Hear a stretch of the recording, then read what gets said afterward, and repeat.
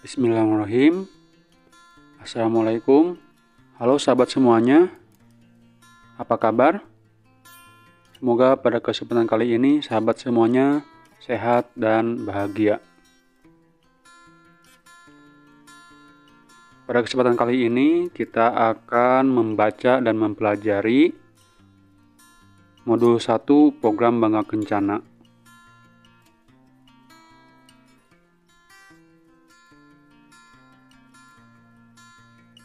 Modul ini revisi tahun 2022 yang diterbitkan oleh Pusat Pendidikan dan Pelatihan Kependudukan dan Keluarga Berencana BKKBN 2022. Modul program Bangga Kencana.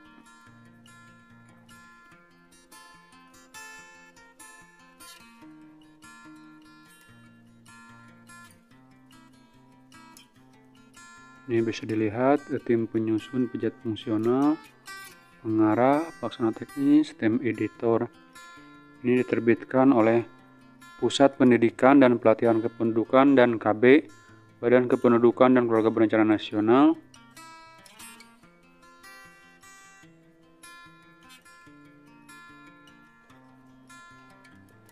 Assalamualaikum. Halo sahabat semuanya. Apa kabar? Semoga pada kesempatan kali ini sahabat dalam keadaan sehat dan bahagia selalu. Pada kesempatan kali ini kita akan membaca dan mempelajari modul program Bangga Kencana bab 2 tentang sejarah dan perkembangan program KB. Indikator hasil belajar. Setelah mempelajari bab ini, peserta diharapkan dapat menjelaskan sejarah dan perkembangan program Bangga Kencana.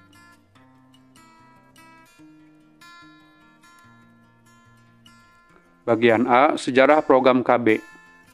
Tak kenal maka tak sayang. Istilah ini tentunya sangat melekat bagi seseorang apabila dihadapkan pada sesuatu yang baru. Anda sebagai peserta pelatihan dan sebagai ASN di lingkungan BKKBN tentunya perlu memiliki mengetahui sejarah bagaimana program KB berkembang di Indonesia. Pada bab ini akan dibahas tentang sejarah program keluarga berencana di Indonesia berdasarkan periode perkembangan dan sejarah munculnya program KB di Indonesia. Membahas tentang penduduk dan kependudukan sangat erat kaitannya dengan seorang ahli bernama Malthus. Malthus merupakan seseorang yang pertama kali mengemukakan teori tentang penduduk. Dalam Essay on the Population, Malthus beranggapan bahwa bahan makanan penting untuk kelangsungan hidup, di mana nafsu manusia tidak dapat ditahan, dan pertumbuhan penduduk jauh lebih cepat dari bahan makanan. Menurut pendapatnya, faktor pencegah dari ketidakseimbangan penduduk dan manusia antara lain preventive checks, penundaan perkawinan, mengendalikan hawa nafsu dan pantangan kawin, serta positive check, bencana alam, wabah penyakit, kejahatan, dan peperangan. Bidadarti 2020. Teori Malthus ini menuai kontroversi karena mengabaikan peningkatan teknologi, penanaman modal, dan perencanaan produksi. Pengikut Malthus, Neo-Malthusianism, berpendapat bahwa salah satu upaya untuk mencegah laju cepatnya peningkatan penduduk adalah dengan dilakukannya birth control method dengan menggunakan alat kontrasepsi. Sebelum abad ke-20, di negara barat sudah ada usaha pencegahan kelangsungan hidup anak karena berbagai alasan. Beberapa cara yang dilakukan diantaranya dengan membunuh bayi yang sudah lahir, melakukan abortus, dan mencegah atau mengatur kehamilan. Keluarga buruh diantaranya menggunakan cara-cara sederhana seperti kondom dan pantang berkala yang dapat digunakan untuk mengatur jumlah kelahiran dalam keluarga sebagai upaya untuk perbaikan ekonomi. Di Amerika Serikat, seorang aktivis perempuan dan keluarga berencana yakni Margaret Sanger 1879 hingga 1966 menulis buku family limitation, pembatasan keluarga.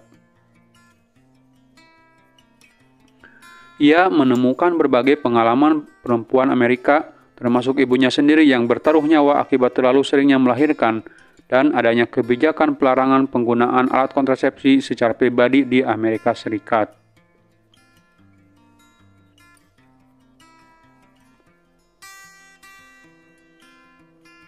Sanger memperjuangkan bahwa seorang perempuan berhak hidup lebih baik, berhak memilih dan menggunakan alat kontrasepsi.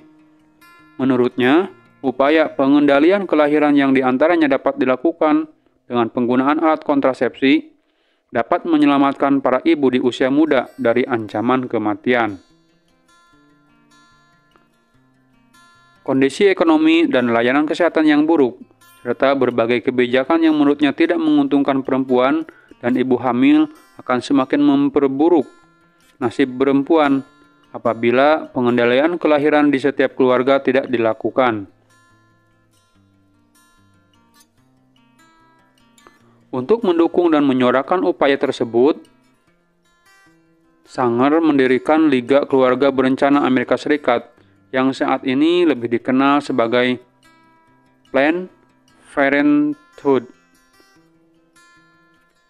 Perjuangan Sanger inilah yang kemudian diantaranya menjadi salah satu tonggak permulaan berdirinya program pengendalian kelahiran di berbagai belahan dunia, termasuk di Indonesia.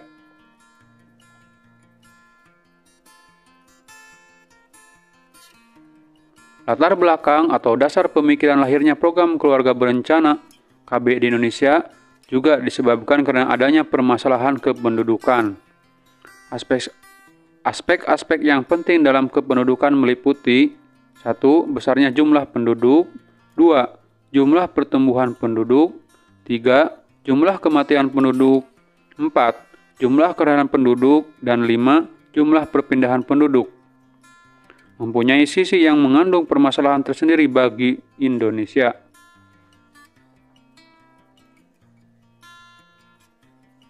Menurut Bidadarti 2020, menjelaskan bahwa di Indonesia sendiri, karakteristik yang menonjol dari masalah kependudukan adalah 1. Jumlah penduduk yang besar, 2. Pertambahan penduduk yang tinggi, 3. Persebaran yang tidak merata, dan 4. Komposisi penduduk yang muda. Di Indonesia sendiri, sejarah dan perkembangan program KB didapat diuraikan berdasarkan periode penyelenggaraan program pemerintah. Berikut adalah periodisasi lebih rinci terkait dengan sejarah perkembangan program KB di Indonesia. 1. Periode perintisan 1950 hingga 1966. Sebelum 1957, pembatasan kelahiran dilakukan secara tradisional dengan menggunakan cara-cara tradisional, di antaranya penggunaan ramuan, pijat, absistensi, atau wisu atau bilas liang senggama setelah koitus. Untuk mendukung upaya pengendalian kelahiran di daerah pada masa tersebut, di antaranya di Yogyakarta didirikan Klinik Yayasan Kesejahteraan Keluarga YKK. Di Semarang berdiri Klinik BKIA dan terbentuk PKBI tahun 1963. Dan di Jakarta, Profesor Sarwono P. memulai di Poliklinik Bagian Kebidanan RSUP, Jawa dan luar Pulau Jawa, Bali, Palembang, Medan. Perkembangan selanjutnya tentang perintisan keluarga berencana dimulai dengan pembentukan Perkumpulan Keluarga Berencana pada tanggal 23 Desember 1957 di Gedung Ikatan Dokter Indonesia. Nama perkumpulan itu sendiri berkembang menjadi Perkumpulan Keluarga Berencana Indonesia PKBI atau Indonesia Planned Parenthood Federation IPPF. PKBI memperjuangkan terwujudnya keluarga-keluarga yang sejahtera melalui 3 macam usaha pelayanan, yaitu mengatur kehamilan atau menjarangkan kehamilan, mengobati kemandulan, serta memberi nasihat perkawinan.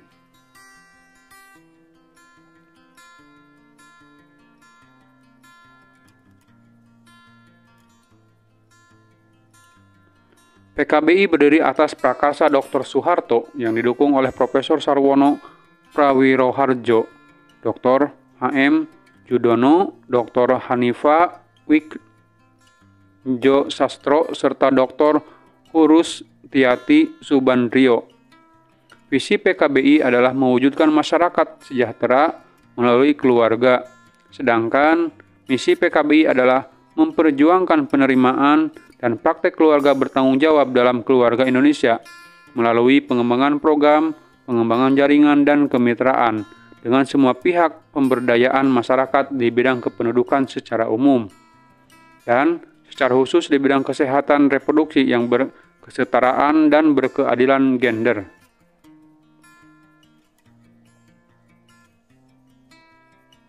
Pada tahun 1967, PKBI diakui sebagai badan hukum oleh Departemen Kehakiman. Kelahiran Orde Baru pada waktu itu menyebabkan perkembangan pesat usaha penerangan dan pelayanan KB di seluruh wilayah tanah air.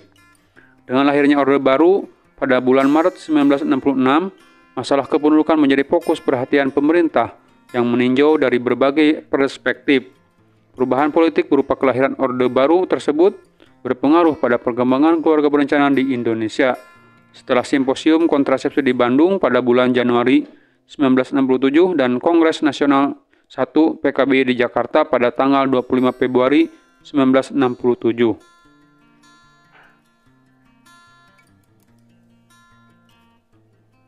Dua, periode keterlibatan pemerintah dalam program KB nasional 1967 hingga 1968.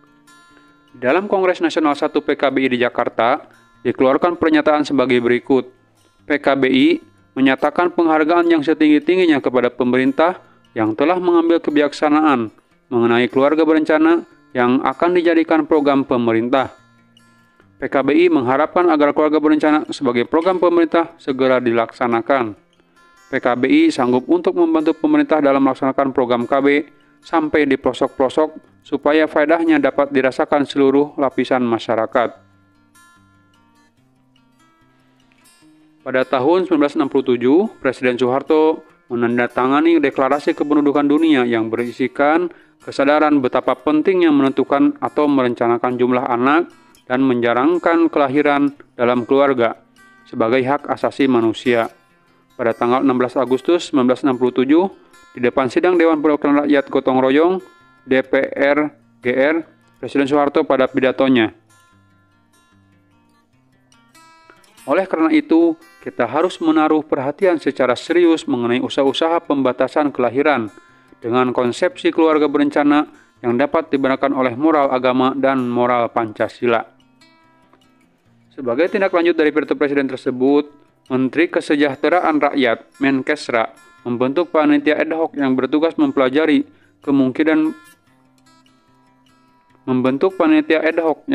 mempelajari kemungkinan program KB dijadikan program nasional. Selanjutnya, pada tanggal 7 September 1968, Presiden mengeluarkan Instruksi Presiden Nomor 26 Tahun 1968 kepada Menteri Kesejahteraan Rakyat, yang isinya antara lain: A. Membimbing, mengkoordinir, serta mengawasi segala aspirasi yang ada di dalam masyarakat di bidang keluarga berencana. B. Mengusahakan segala terbentuknya suatu badan atau lembaga yang dapat menghimpun segala kegiatan di bidang keluarga berencana serta terdiri atas unsur pemerintah dan masyarakat.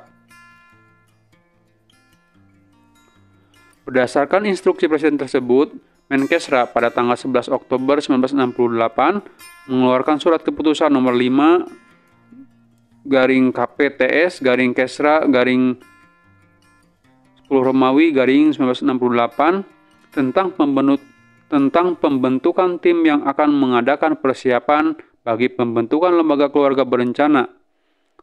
Setelah melalui pertemuan-pertemuan Menkesra dengan beberapa menteri lainnya serta tokoh-tokoh masyarakat yang terlibat dalam usaha KB, maka pada tanggal 17 Oktober 1968 dibentuk Lembaga Keluarga Berencana Nasional LKBN dengan surat keputusan nomor 36 KPTS Kesra 10 Romawi 1968. Lembaga ini statusnya adalah sebagai lembaga semi pemerintah.